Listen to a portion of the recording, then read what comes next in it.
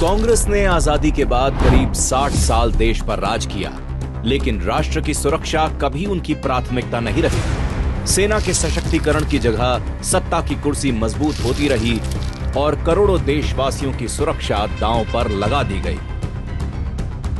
आजादी के तुरंत बाद सेना की ताकत को कमजोर करते हुए नेहरू सरकार ने जीप घोटाले को अंजाम दे दिया। पहले तो 4600 आर्मी जीप की जगह मात्र 1500 जीपों का ऑर्डर हुआ, लेकिन सिर्फ 155 जीप भारत पहुंची। उनमें से भी अधिकतर जीप चलाने की स्थिति में नहीं थी।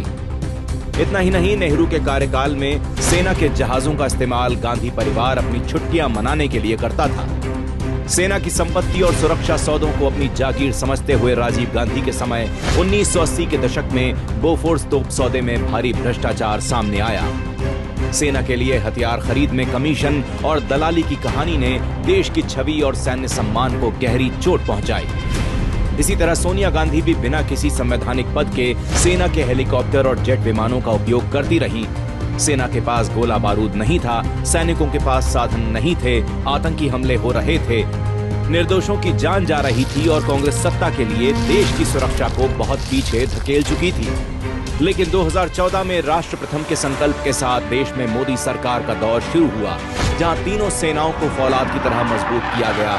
मेड इन इंडिया हथियारों के निर्माण और करीब 100 देशों को स्वदेशी हथियारों के रिकॉर्ड निर्यात से पूरा विश्व भारत के डिफेंस सेक्टर की ताकत को देख रहा है। देश की सुरक्षा के लिए अब तक का सर्वाधिक बजट भी मोदी सरकार ने दिया गया है।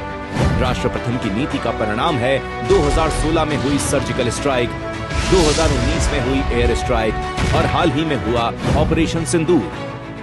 दुनिया ने भारत की सेना के शौर्य को देखा और नए भारत ने स्पष्ट संदेश दिया कि राष्ट्र की सुरक्षा के साथ किसी प्रकार का कोई समझौता स्वीकार नहीं किया जाएगा।